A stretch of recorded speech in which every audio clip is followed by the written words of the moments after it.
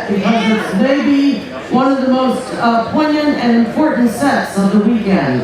It has really been a heartbreaking year for fans of bluegrass and acoustic music. We've lost many of the pioneers who provided the soundtrack for our lives: Earl Scruggs, Doc Watson, Doug Dillard, and Everett Lilly. And we'd like to pay tribute to those beloved musicians. Here's your host, Tim O'Brien. Thank you, folks, and it's great to be here and to just touch on some of the music of our heroes who have passed on. We're going to start with the song by the Dillards. It was written by Dean Webb, but Doug Dillard did a great job on this, The Old Home Place.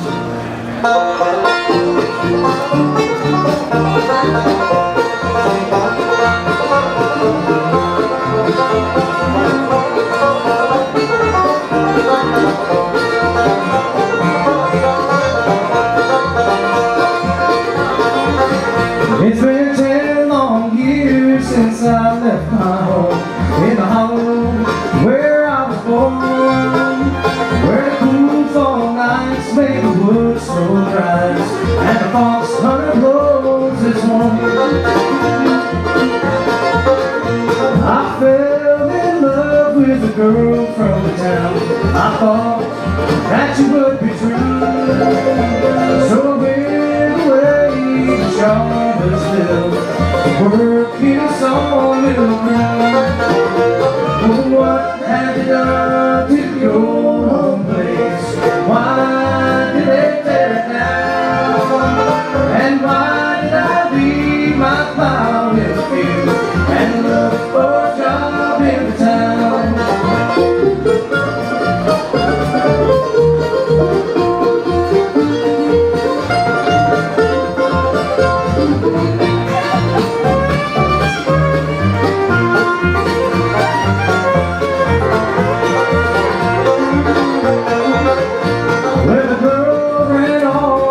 Somebody else in terms took all my pain. Now I stand here where the old home stood before they took it away.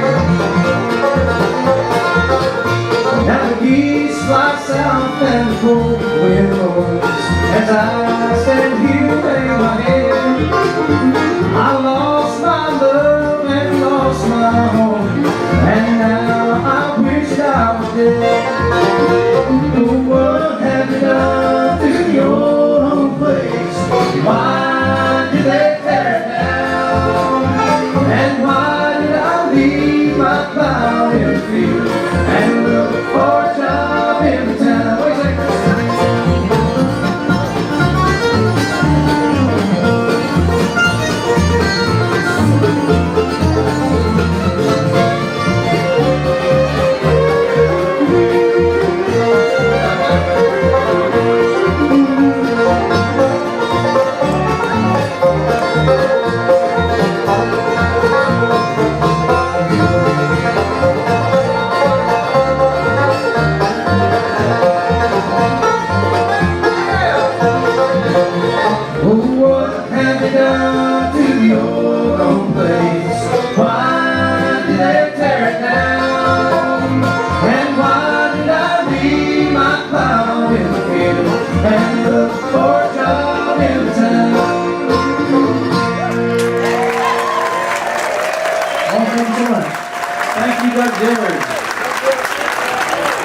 That was an amazing man. He played the banjo with the biggest smile on his face you ever saw. And you know, if it wasn't for Doug, there wouldn't be that 3-chord in there. So he told him. Well, that's great to know. Thank you, Frank. Let's thank Frank Solivan and his band for helping out here. And we wanted to we're going to move right along here. We're going to sing a song from the Lilly Brothers. I got to meet up with those fellas several times and sing with them, play the fiddle with them, and it was always a great honor. This is one of the songs that I remember best, Little Annie. We'll sing that for you. I gotta hold the lyrics if that's all right. All right, who's going to start this one?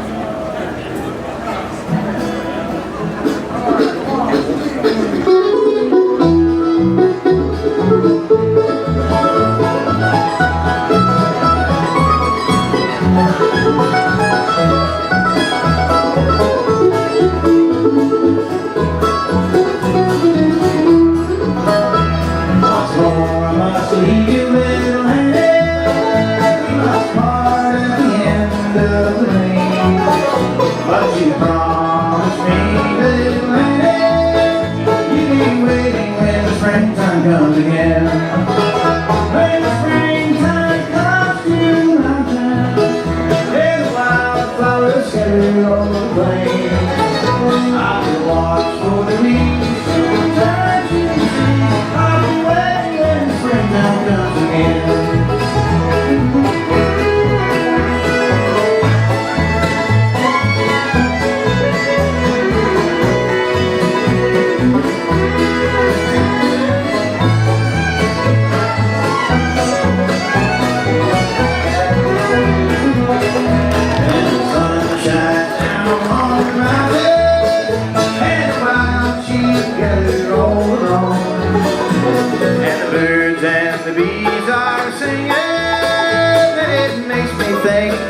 Won't be long. When the springtime comes to the mountain and the wildflowers scatter over the plain, I will watch for the leaves to return to the trees. I'll be waiting when the springtime comes again.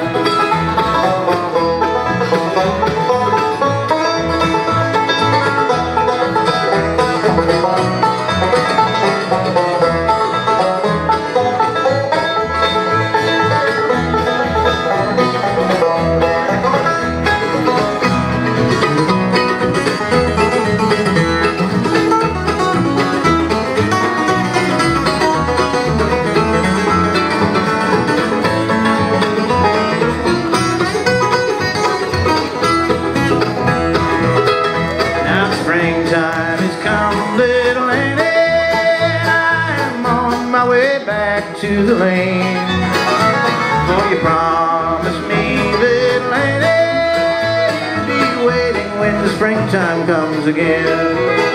When the springtime comes to the mountain and the wildflowers scatter over the plain, I will watch for the leaves to return to the trees. I'll be waiting when the springtime comes again. I will watch for the leaves to return to the trees. I'll be waiting when the springtime comes again.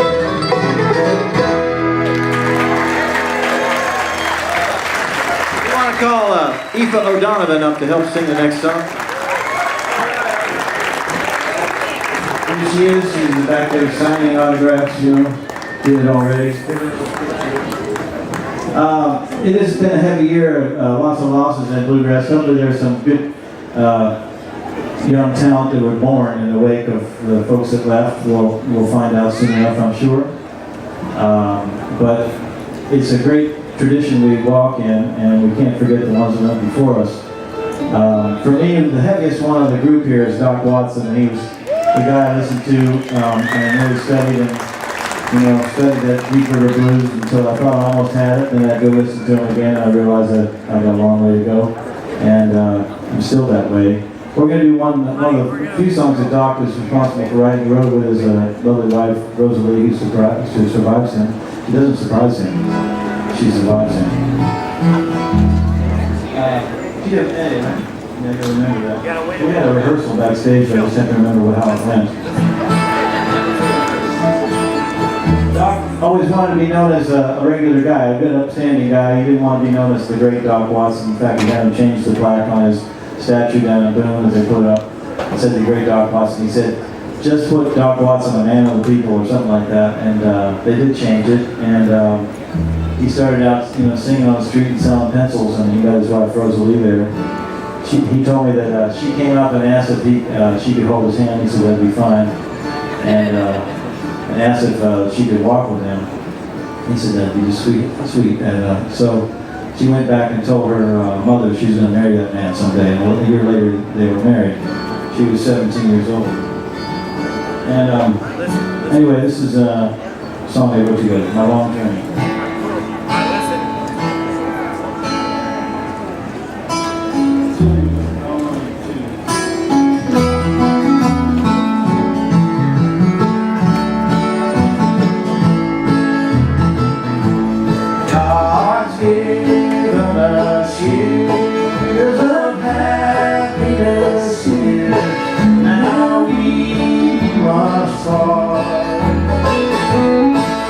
And then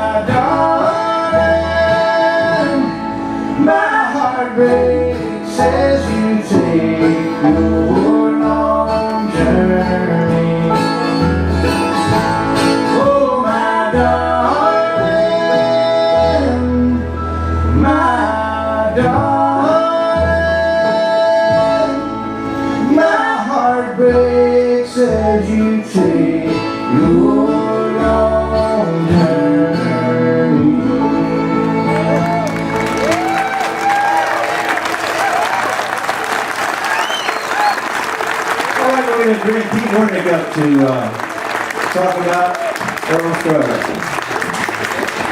Great Tim O'Brien. Great being on stage with a bunch of younger generation types. Great being on stage with a bunch of younger generation types who are carrying music forward, as you mentioned. And we have some wonderful banjo players here at the festival. And I've invited as many of them as I can round up backstage to do tribute to the man who not only made banjo playing possible, but in the opinion of many of us, he made bluegrass music possible.